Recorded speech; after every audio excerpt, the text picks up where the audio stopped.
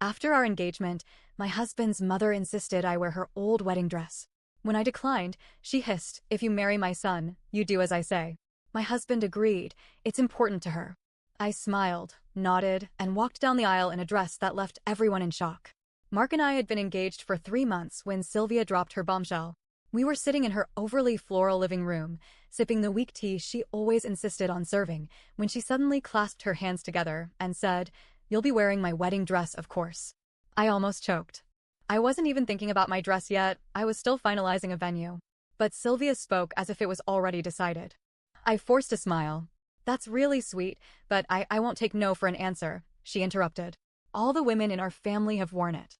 Now, here's the thing. Mark had one older sister, Stephanie, and she had not worn the so-called family dress. She had eloped, and Sylvia never forgave her for it. But I wasn't about to point that out. I tried to be polite. "That's a really kind offer, but I was hoping to find something that." Sylvia's expression darkened. "If you marry my son, you do as I say." I blinked. "Excuse me?" Mark, who had been silent this whole time, finally spoke. "Babe, it's important to her. Just try it on." I turned to him, waiting for him to tell his mom she was being ridiculous. That I should wear what I wanted. That I wasn't just an accessory to his family's traditions. Instead, he squeezed my hand and said, "It's just a dress." That was the moment everything changed. Sylvia dragged me upstairs to her attic, where she unzipped a yellowed garment bag. I cannot stress this enough. This dress was a disaster. It looked like something that had been stuffed into a cardboard box for the past 30 years. The lace was stiff and discolored.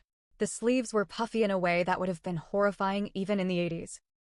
There was a giant stain on the train that I prayed was just from old champagne. It smelled like dust, mildew, and bad decisions. Sylvia ran her fingers over it like it was some priceless artifact. "It's perfect, isn't it?" I stood there, staring at this moth-eaten nightmare, trying to find the right words.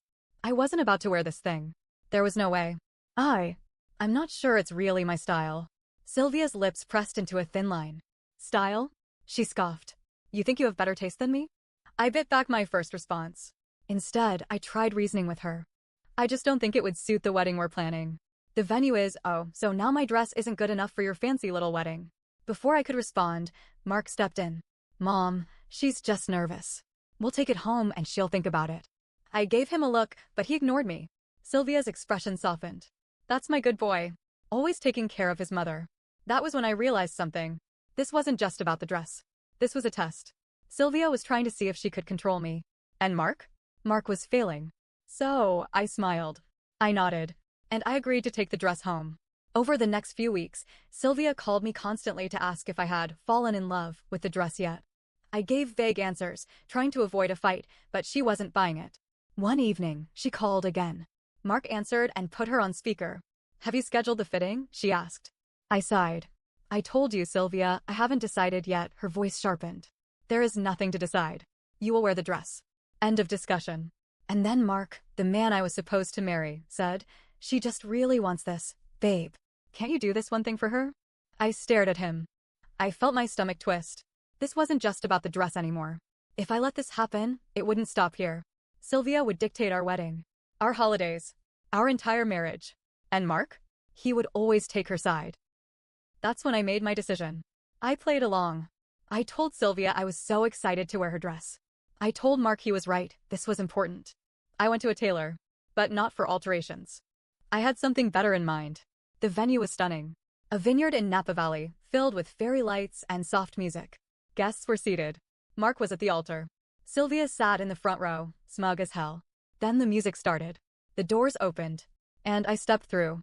Not in Sylvia's dress. At least, not in the way she had imagined. I had transformed it. The puffy sleeves? Gone.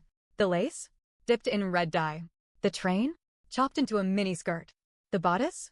Tighter than a corset. The veil? Black. I had turned it into a scandalous, gothic masterpiece. The crowd gasped. Sylvia's jaw dropped. Mark's face went pale. I locked eyes with Sylvia and smiled. And then, the silence stretched for what felt like forever. The only sound was the wind rustling through the vineyard trees. Sylvia's face twisted in horror. Her mouth opened and closed like a fish gasping for air. Then she stood up so fast her chair screeched against the floor. "What have you done to my dress?" Her voice echoed across the venue. Mark was still frozen at the altar, eyes darting between me and his mother, looking like a man trapped in a nightmare. I kept my head high and walked down the aisle like I owned the place. My heels clicked against the stone path, each step deliberate, slow, powerful. When I finally reached Mark, his lips barely moved. What the hell are you wearing? I tilted my head, pretending to be confused. Your mom's dress, of course. It's a family tradition, right? A ripple of hushed murmurs spread through the guests. Some looked amused. Others scandalized. Stephanie, Mark's sister, was covering her mouth, trying not to laugh. Sylvia, on the other hand, was shaking with rage. Her face had turned a deep, blotchy red, and I could see the vein in her forehead throbbing. You ruined it. You ruined our family's history. You made a joke out of this wedding. I shrugged. No, I made it my own. Mark clenched his jaw. This isn't funny. Go change. I let out a sharp laugh. Oh, now you want to tell me what to do? His eyes darkened. This is humiliating. I leaned in slightly, lowering my voice just enough for only him to hear. Good. Now you know how I felt when you sided with her.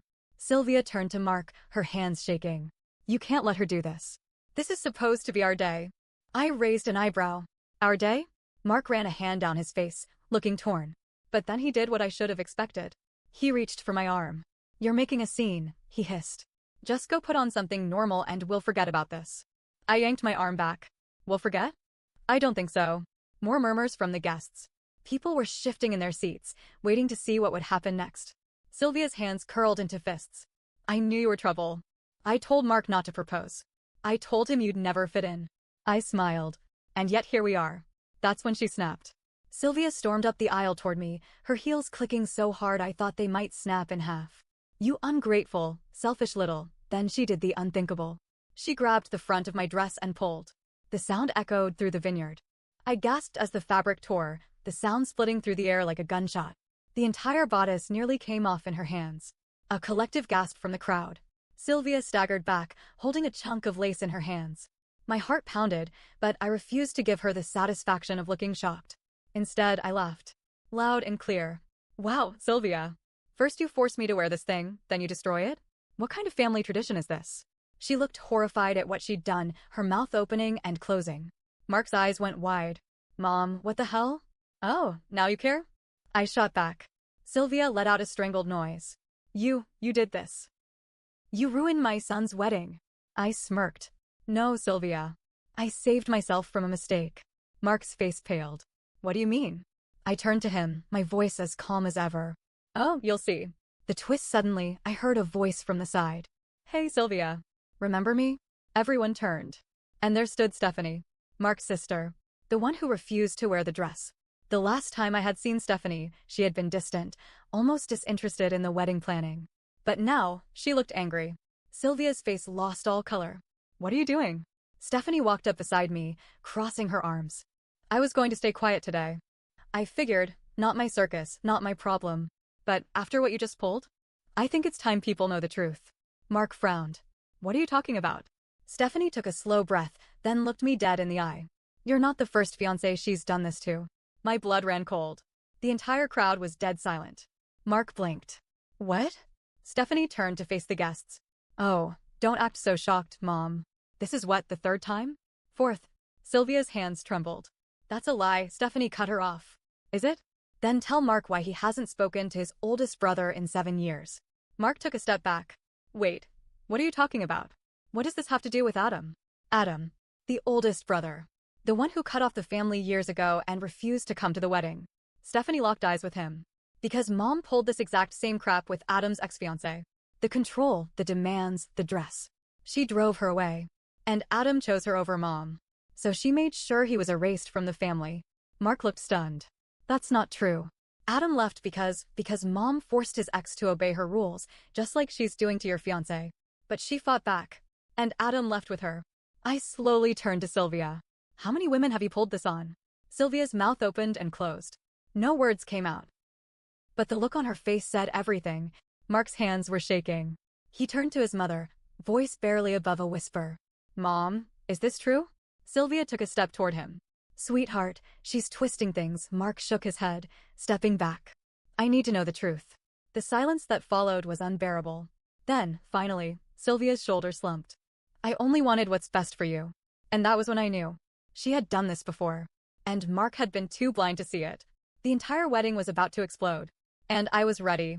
Mark looked like someone had just ripped the ground out from under him. His eyes darted between Stephanie and Sylvia, his whole body stiff, his breath coming short and fast. He shook his head, almost like he was trying to reset reality. This isn't true. This can't be true. Stephanie let out a sharp laugh, but there was no humor in it. Really? You think it's just some crazy coincidence that she's tried to control every woman you've ever dated? Mark turned to his mother, pleading now. Mom, tell me this isn't true. Sylvia's face was pale, but her lips were pursed, tight with frustration. I could see the war happening behind her eyes. Admit it? Or keep up the act? Then she sighed and reached for Mark's arm. Sweetheart, you don't understand. I had to. Mark flinched. I had to, she repeated. Every time one of you boys brought home a girl, she stopped, searching for words. They were never good enough. They didn't respect our family. They tried to take you away from me. Stephanie scoffed. You mean they had boundaries? Sylvia shot her a look, then turned back to Mark, her voice growing desperate. I was protecting you. Adam was going to make a mistake. And now look at him, he's gone. He won't even talk to us. Mark's face twisted with something unreadable. Because you pushed him away. I did it for him. Sylvia insisted. Just like I did it for you. Then she turned to me. Her face hardened. And just like I was doing for you. For me? I crossed my arms. You think this was for my benefit? She nodded, eyes burning into mine. Do you have any idea how hard marriage is? You think you're in love now, but love fades. And if you don't follow traditions, if you don't do things right, it falls apart. I was trying to save you from yourself. I stared at her, trying to process the sheer audacity of what she was saying. So let me get this straight, I said. You think you know how to fix marriage? You, who drove away your own son. You, who ruined your other son's wedding. You think you are the expert. Sylvia didn't even blink. I was keeping the family together. I let out a slow breath, nodding. Wow, you really believe that, don't you? She lifted her chin. I do what needs to be done. And that's when another voice cut through the air. I always wondered how you justified it. A hush fell over the crowd, because standing at the back of the vineyard was Adam. Mark whipped around so fast I thought he might fall over. Adam? Sylvia actually gasped. You shouldn't be here. Adam ignored her. He stepped forward, his suit slightly wrinkled, like he had debated showing up until the last second. His hands were shoved into his pockets, but his face? His face was stone cold. I wasn't planning on coming, he admitted. But I got a call this morning. From Steph. Stephanie crossed her arms. You deserved to know what was happening. Adam's eyes landed on me, then on my dress. A slow smirk tugged at his lips. Damn. She really tried it again, huh? I raised an eyebrow. Again. Adam exhaled through his nose, shaking his head. I should have warned you. Mom doesn't just pull this dress stunt for anyone. She saves it for the ones she's really afraid of. Sylvia's mouth tightened. Don't you dare. Adam ignored her. He turned back to Mark. Mom made my ex's life a living hell. She started with the dress, then the venue, then our vows. Everything had to go through her. And when my fiancé pushed back, he let out a humorless laugh. Mom made sure everyone thought she was the problem. She turned family against her, made it look like she was difficult. It got so bad, she left me because she couldn't handle being part of this family anymore. Mark's face crumpled. No, that's not what happened. You just left. Adam looked tired. Because I had to. Sylvia clenched her fists. That woman was, Adam's voice snapped. Don't talk about her. Sylvia shut her mouth. Mark was shaking his head. No, this isn't right. This doesn't make sense. Mom's not perfect, but she's not a villain. Adam gave him a look of pure pity. Isn't she? Mark was struggling now, his brain desperate to reject what was happening. I could see the battle inside him, the part of him that had always trusted his mother, the part that wanted to defend her, fighting against the truth. Sylvia, sensing her control slipping, went for the nuclear option. She burst into tears. Oh, my sweet boy, she sobbed, reaching for Mark's hands. You can't believe them. I've only ever loved you. I gave you everything. And now they're turning you against me? Mark's breath hitched. He stared at her, his mother, the woman who had raised him. His mother, who was now exposed for who she really was. For a second, I almost felt bad for him. Then he looked at me. I raised an eyebrow, waiting. And his next words sealed his fate. Why are you doing this? Not to his mother. To me. The air left my lungs.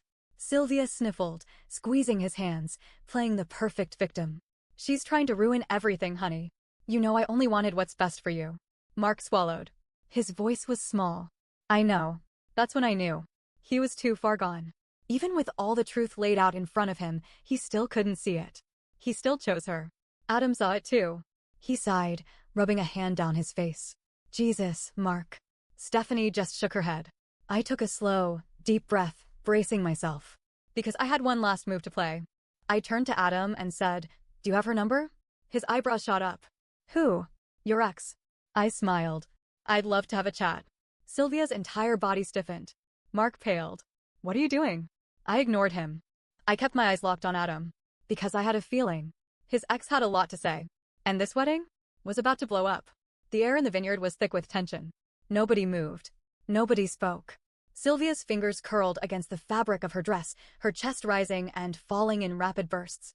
She knew exactly what I was asking. Mark stood stiff, his knuckles white. He looked between me, Adam, and his mother, and I could see his mind racing, searching for some way to fix this, to bring things back to how they were before. But there was no way back. Adam's lips twitched as he pulled out his phone. "Yeah, I have her number." Sylvia let out a sharp breath. "You wouldn't." I smiled. "Wouldn't I?" Adam's thumb hovered over his screen. The crowd was dead silent. Everyone was watching. Sylvia turned on Mark instantly. "Stop them. Do something." Mark opened his mouth, but nothing came out. For the first time, he was realizing his mother had done something truly unforgivable. But Sylvia? She wasn't backing down.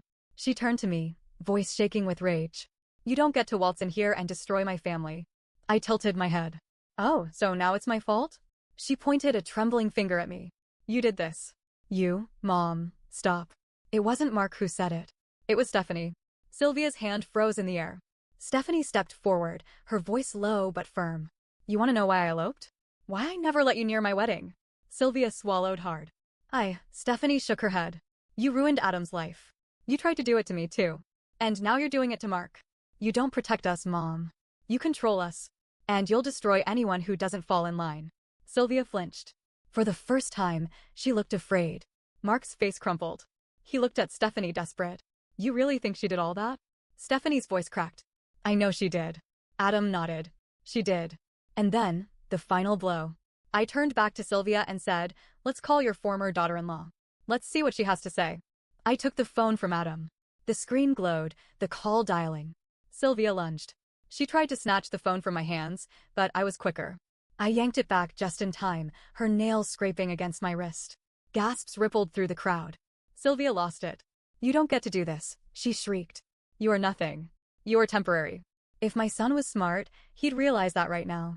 Mark flinched, but he didn't say a word. Sylvia's voice rose, hysterical. "I built this family. I kept us together. I sacrificed everything. And you think you can just waltz in and tear it all apart?" The phone kept ringing. 1 second. 2. 3. Click. "Hello?" The voice came through, steady. Feminine. Sylvia went still. I held the phone up so everyone could hear. "Hi, this is Adam's ex-fiancé. Can you tell us why you left?" Silence. Then, a slow breath. "I left because his mother made my life a nightmare," she said. "She controlled everything. She used guilt, manipulation, and lies. She turned people against me. And when I finally tried to stand up for myself, she told Adam it was me or her." A slow murmur moved through the guests. Mark looked like he might throw up. Sylvia shook her head violently. "No, she's lying. You're all lying." The woman on the phone sighed. "No, Sylvia. You just finally got caught." Click. The call ended. Sylvia turned to Mark, pleading. "Sweetheart, you don't believe this, do you?" She grabbed his hands. "You know me. You know I only ever wanted what's best for you." Mark's face was a storm of emotions. His whole body was shaking. Then, in the quietest voice, he whispered, "You did this to Adam." Sylvia stilled. Mark swallowed. "And you were about to do it to me." Sylvia shook her head violently. No, I was helping you." "You don't understand, Mark," but Mark pulled away. Sylvia gasped like he had struck her. "Mark?" Mark took a slow step back. Then another. His mother reached for him again, but this time, he flinched. Sylvia cracked. "You can't do this to me," she whispered. Her voice sounded small now. "You need me." Mark's face twisted. And then he said the words that broke her. "No, Mom. I don't." Sylvia collapsed into a chair, shaking. Adam and Stephanie stood together, watching. They had already fought this battle years ago. I exhaled, feeling the weight of everything. Then I turned to Mark. He was looking at me like he finally saw me clearly. And he knew. He knew I wasn't going to be the woman he thought he could mold. I took off the engagement ring and placed it in his hand. His breath hitched. Wait, I smiled. I deserve better. Then I turned. And I walked out. The wedding never happened. Sylvia disappeared from the venue shortly after, humiliated, broken. Some relatives tried to console her. Others didn't bother. Mark? He stayed in Napa for a while. I heard from mutual friends that he struggled with what happened. That he reached out to Adam. That he tried to fix things. Maybe he did. Maybe he didn't. I didn't stick around to find out. I left Napa the next morning and never looked back. I'd like to say I regret nothing. That I never loved Mark. But that wouldn't be true. I loved him. I really did. But loving someone isn't the same as staying.